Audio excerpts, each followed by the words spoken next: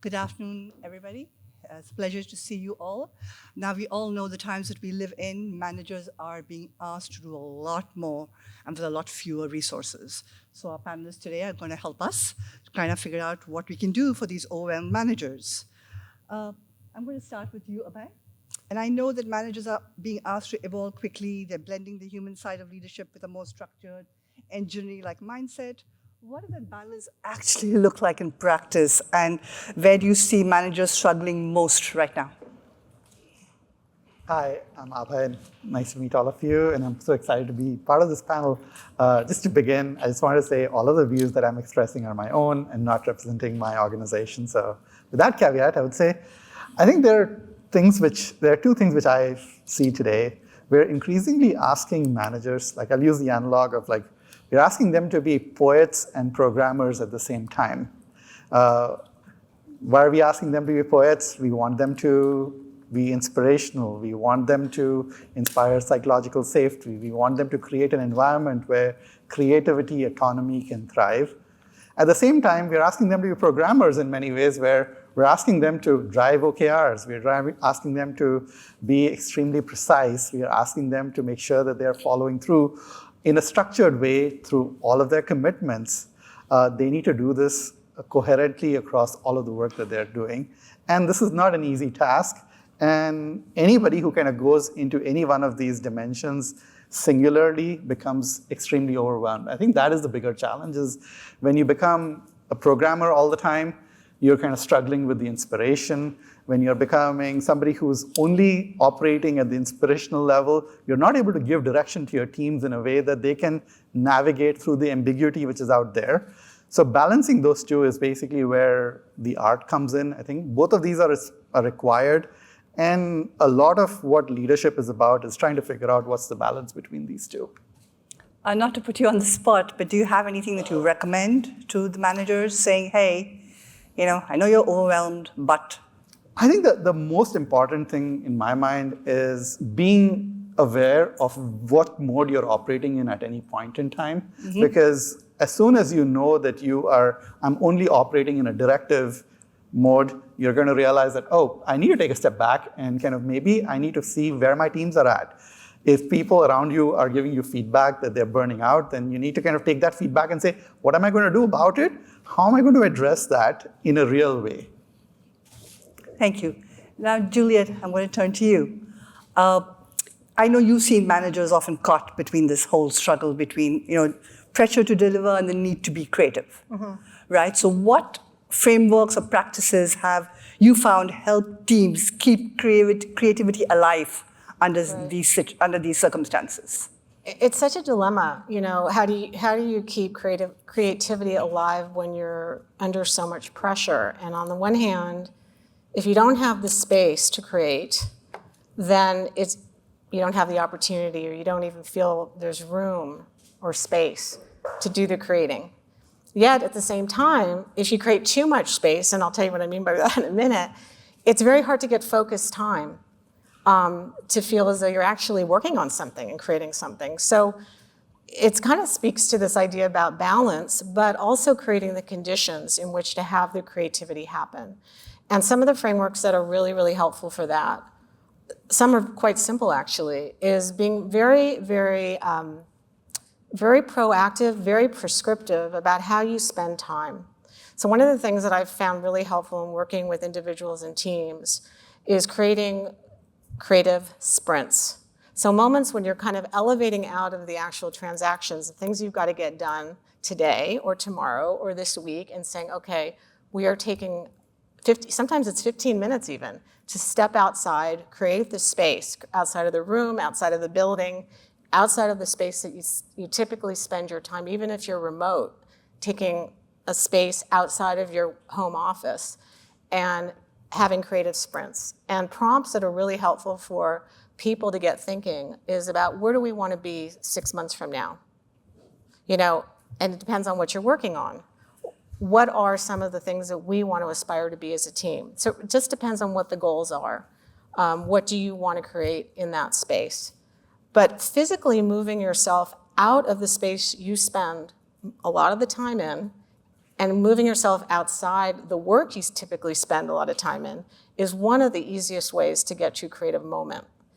And these sprints are really important as just a basic practice for trying to get people to create and creating a space to do that. Thanks, Juliet. Are there any other pain points that the three of you, the ones that I haven't asked the questions of, see that you want to add to? Are you seeing anything that people are struggling with?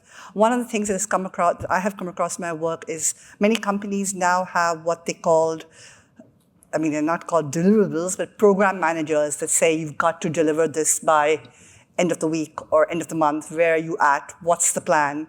Have any of you seen that? Do any of your companies do that? Or have you seen anything like that where they're not really writing the code or doing anything creative, but they're there to make sure that deadlines are met? Anyone? In my group. I want to say that's pretty standard now in terms of how tech works, is that you do have program managers kind of embedded into most work, which is happening. So right. But program managers not doing the work, just managing. They're part and parcel of the projects. They're deeply involved in managing, the deliverables in many ways, but ensuring that the deliverables happen on time, on schedule, on budget. That is very standard. That's not like non-standard. I would say, at least in the Valley, that is very standard. What I would say. Sorry, when he says Valley, he means Silicon Valley. Yes. Yeah. Okay. I would say that, I think everybody wants to make sure that we're utilizing all of our resources appropriately across the board. I think the role that program managers can play is provide clarity. I think that's one of the things which is really interesting, is like they often end up becoming the focusing function within a project to make sure that everybody's making progress towards the goal at the appropriate cadence, et cetera. And that's one of the things that hopefully elements of AI, which is out there right now, can help do a lot more efficiently. So all of us can become better program managers, hopefully, with all the tools which are available to us now. Sure, thanks. This one's for you, Renu. I know you're piloting a manager development program to help leaders navigate constant change. What are the pain points are you uncovering, and how are you designing solutions around that? Yeah, hi everyone. I'm Brini Sharma with HP. As with most organizations, our managers are going through constant change and just change saturation and fatigue. And so we made a huge investment in our managers, both in terms of upskilling them in functional and technical skills, but also realizing that leadership development, kind of back to basics, fundamentals, is just as critical for them, because they play such a critical role in not just driving change within the organization, but also helping their teams navigate change as well. So we spend a lot of time upskilling them in AI so that they are able to use the personal productivity gains to really focus on meaningful, fulfilling work and strategic thinking. But then also we designed a manager leadership boot camp so that they are able to also focus on the human skills like leading change and navigating uncertainty.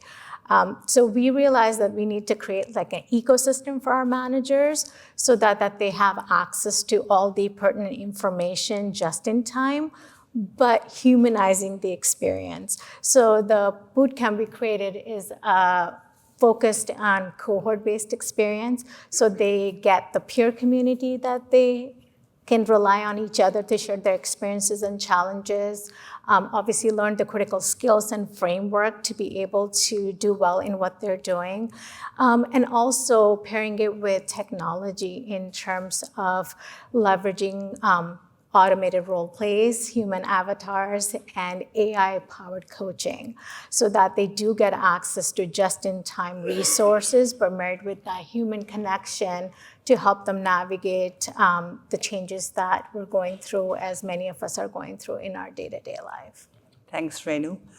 Shaili, as you move towards skills-first talent management, what shift do managers need to make in how they lead teams?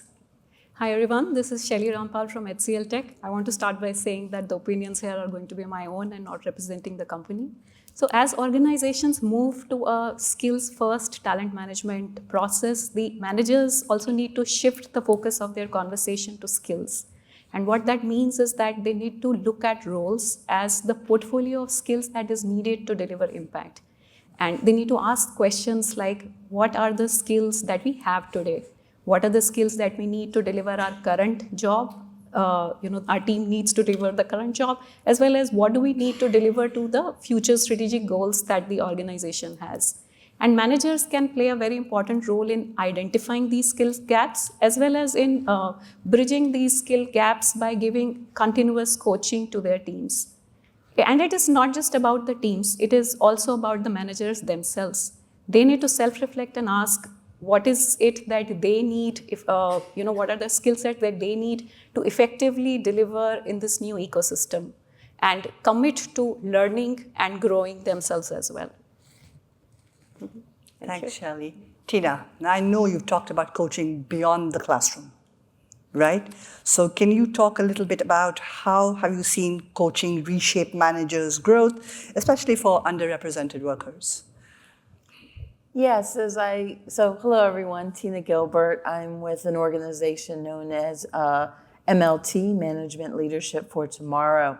And one of the things we are focused on is as we get more AI, as we get more focused on skills, that there's still very something important about understanding the different lived experiences of the humans that are walking into your office or turning on those Zoom cameras.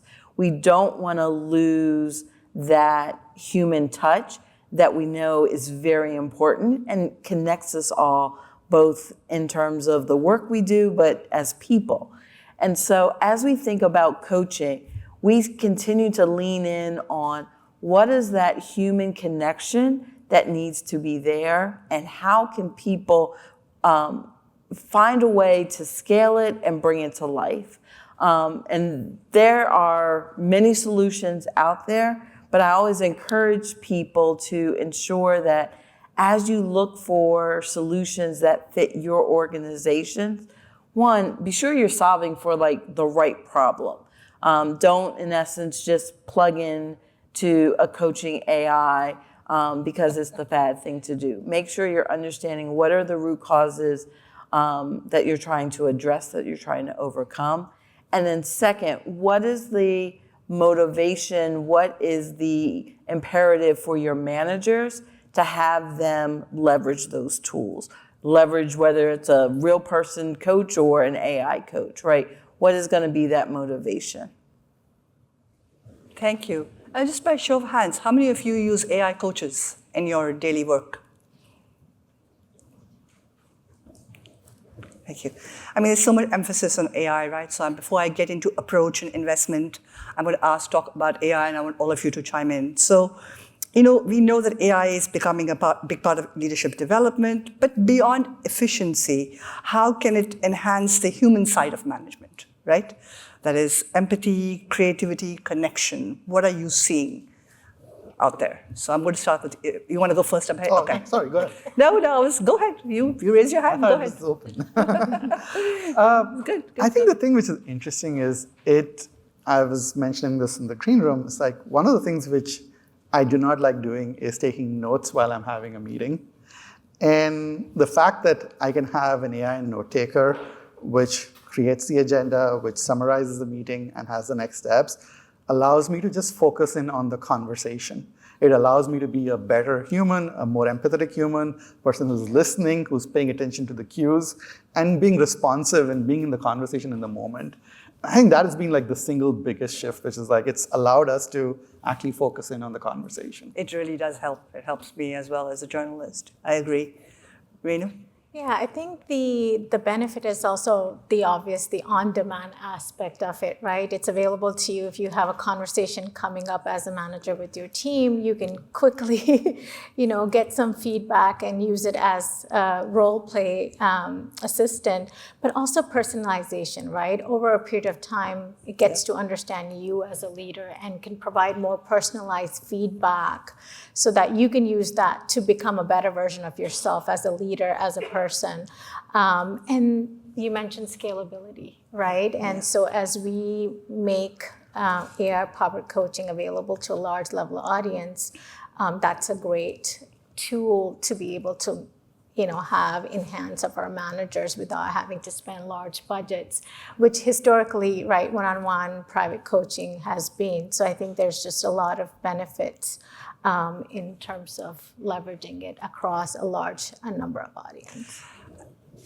I mean, I know it's helpful, it's efficient, I mean, we all use it, but is there a harmful effect to it?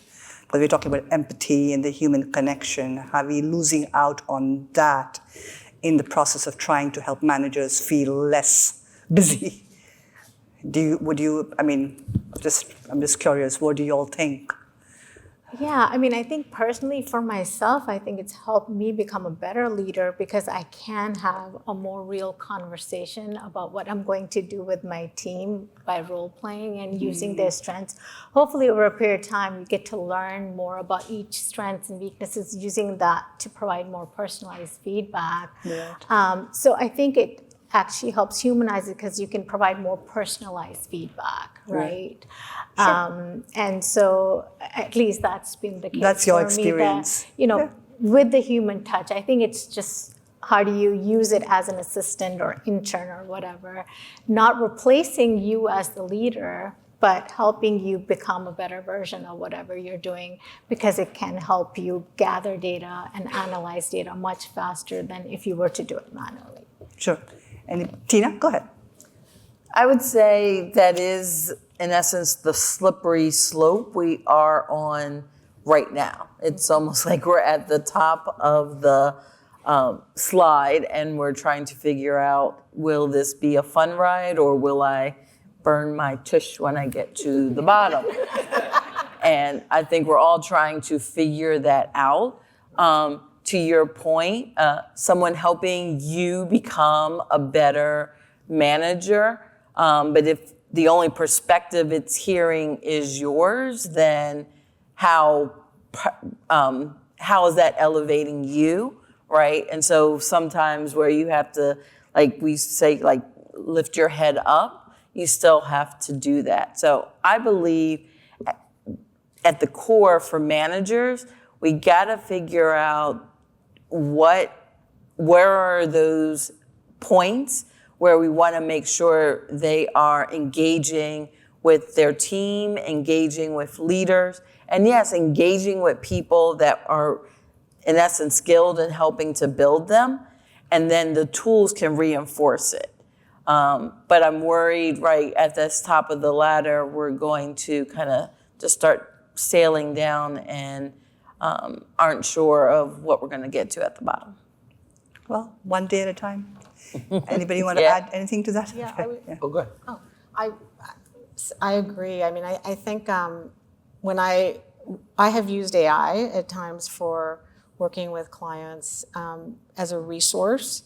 I liken it to years ago there was, I'm trying to remember, it was put out by PDI years ago. It was a big, thick manager's book. I don't know if any of you've seen it, where it basically was a cookbook of different tools, different approaches to dealing with different situations. So you had a feedback conversation, or you had to lead a strategic conversation, all the different kinds of things that come up in a coaching engagement. And this book was fantastic. I mean, it really had so many resources in there. And I liken, at least where we are today, what we get when I get onto AI are almost like that. It's almost like opening up a resource where I get inputs from probably thousands of places to get some advice, some tips that could be helpful.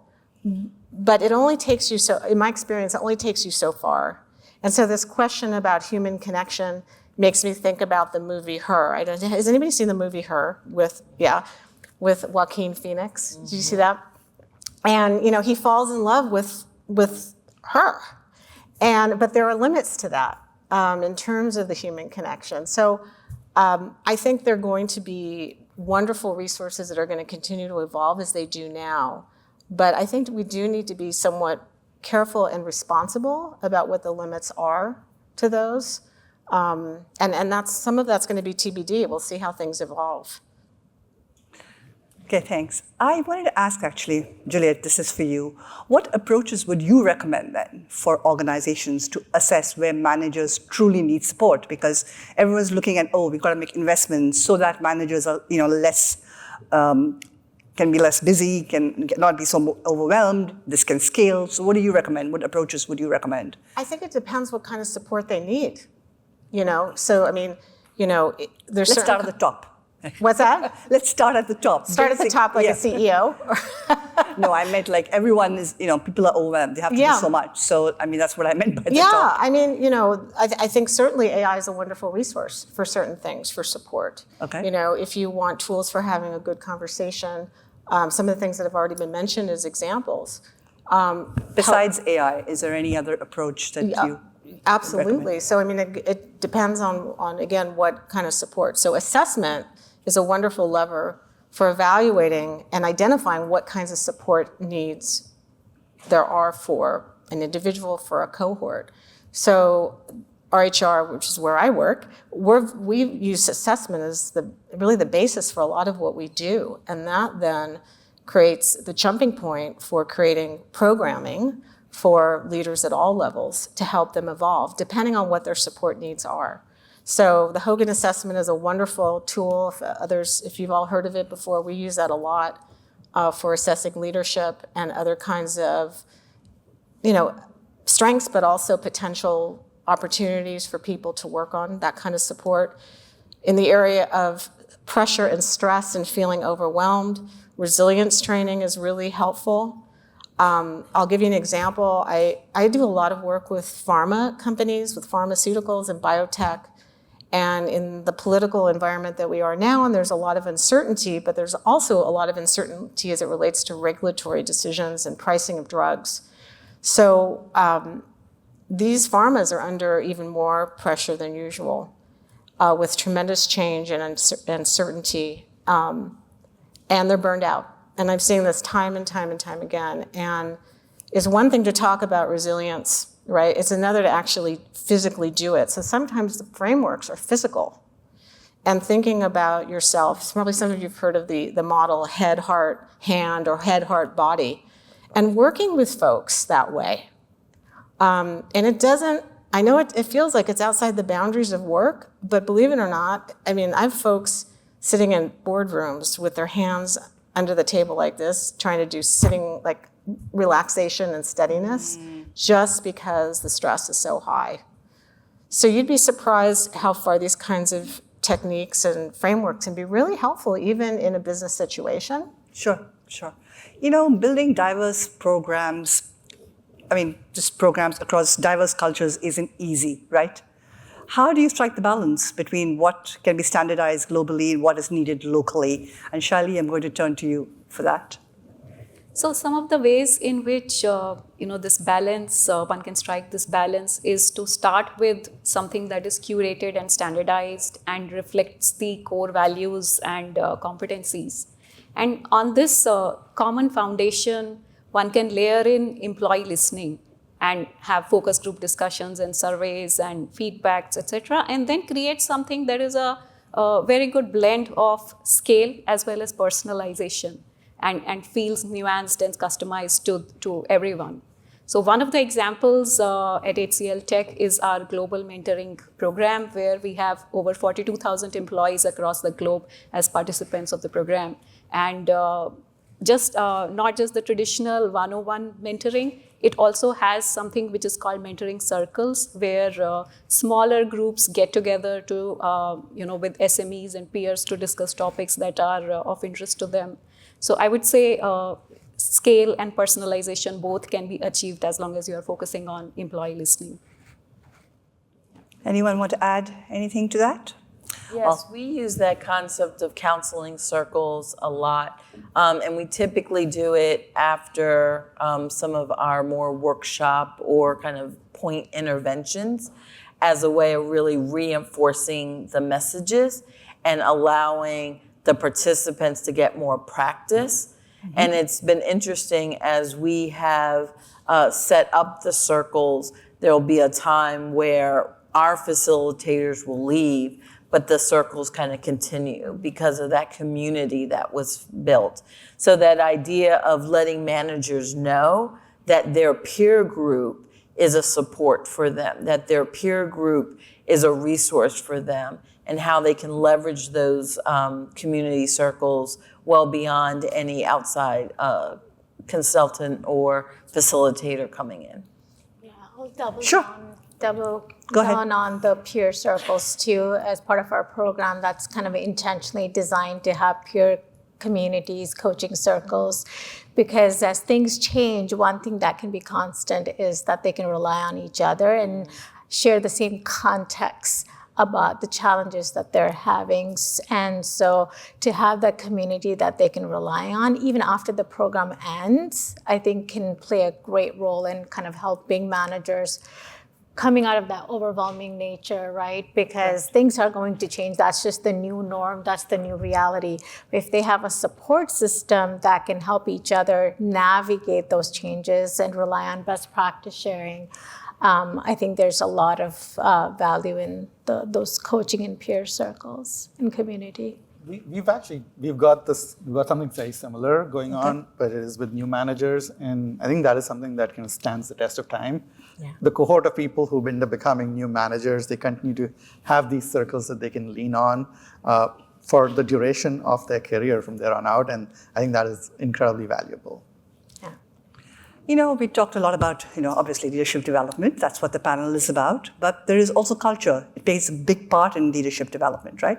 Now, as you're training all these managers and doing things, how do you ensure that there's a culture that is sustainable, that, that you're not just busy training the managers, but there is like an effective culture that is not just there, but also is being maintained while leadership development is going on? And I know people will say, oh, it's part and parcel of it, but how does it actually work?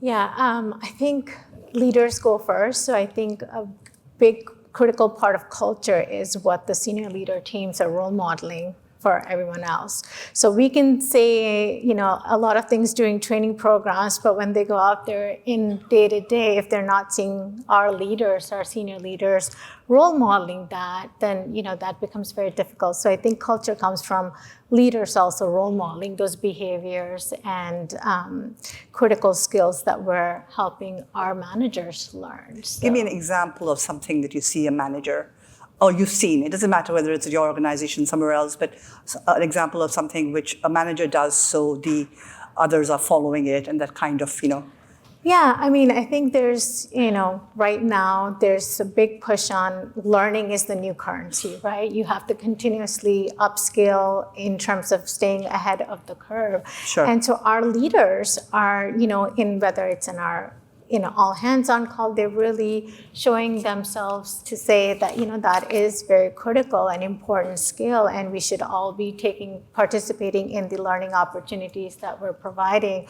And so I think by putting themselves out there and showcasing that that's a critical part of who we are as a culture, I think that's a sign for our leaders to know, I need to be doing the same thing for my teams. The next one. And prioritizing that this is a critical part of who we are as an organization. Yeah, that's a good example. So I think, it's small things like that. Yeah, I think that really go a long way. No, I think sometimes these small things go a long way. So anybody want to, what have you seen, Juliet? You're nodding.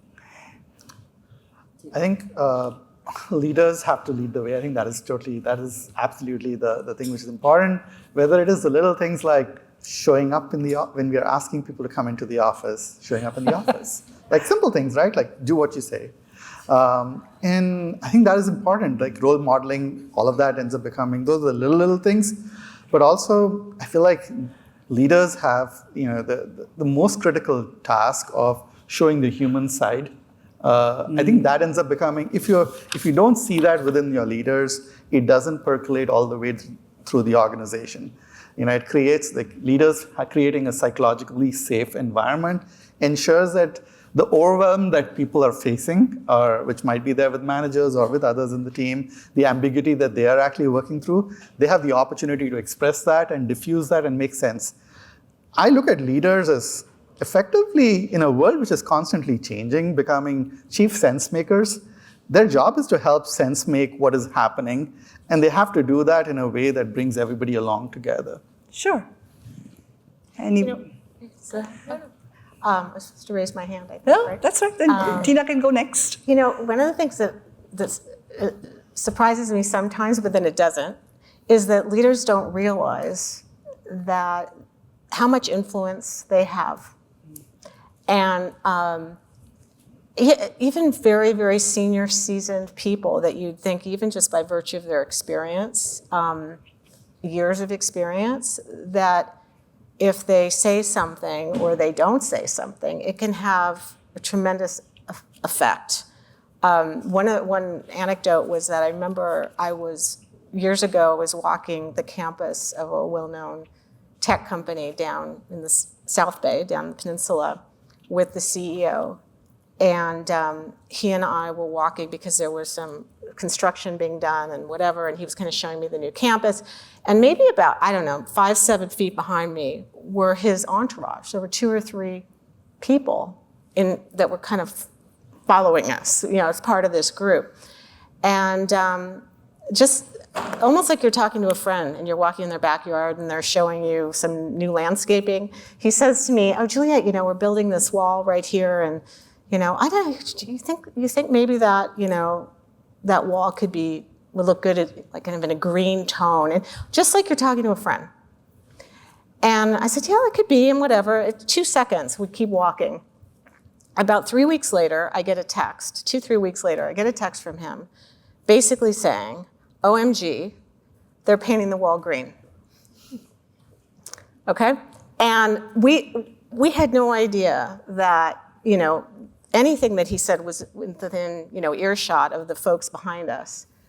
But it was one of these things that I use this as an example time and time again because people don't realize the impact of their words or how they show up, especially when they're in a leadership position. They don't realize at all.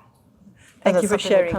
Tina, I know you wanted to say something. You want to quickly add? Yeah, and actually it ties very well to that because it's then at the opposite end, right? Because however that person experienced the organization and what they went through, they're thinking that's how the rest of the folks are moving through this organization versus pausing and kind of turning back and now asking this group, what's your experiences, right? And sharing that because they see that culture in a bubble of, I can point to a wall and it becomes painted green versus the realities of the culture, how the earlier in their careers are feeling, are perceiving it, and are receiving it. And so it's that balance, I think, that brings the culture. And that's in essence what this was about, of talking to the manager, because it's the manager who's in that middle position of understanding all of that lived experience from those who report to them, but then trying to manage that with the expectations of those they report to. Yeah. And so that becomes that balance and that worrisome point of that manager. That, in essence, is why we have panels and discussions around how do we help the manager navigate that because of those 2 dichotomies. Yeah. Thank you.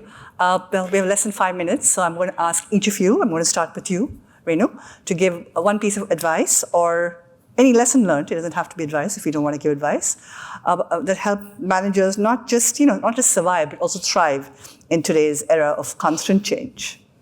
Yeah, I think just based on what I've seen work really well, and it's, I think, not just applicable for managers, but I think employees everywhere right now, I think just having your network of people, right? Things are going to constantly change. That's just the new norm. So if you have a support system that can help you navigate both personally and professionally, I think that can go a long, long way.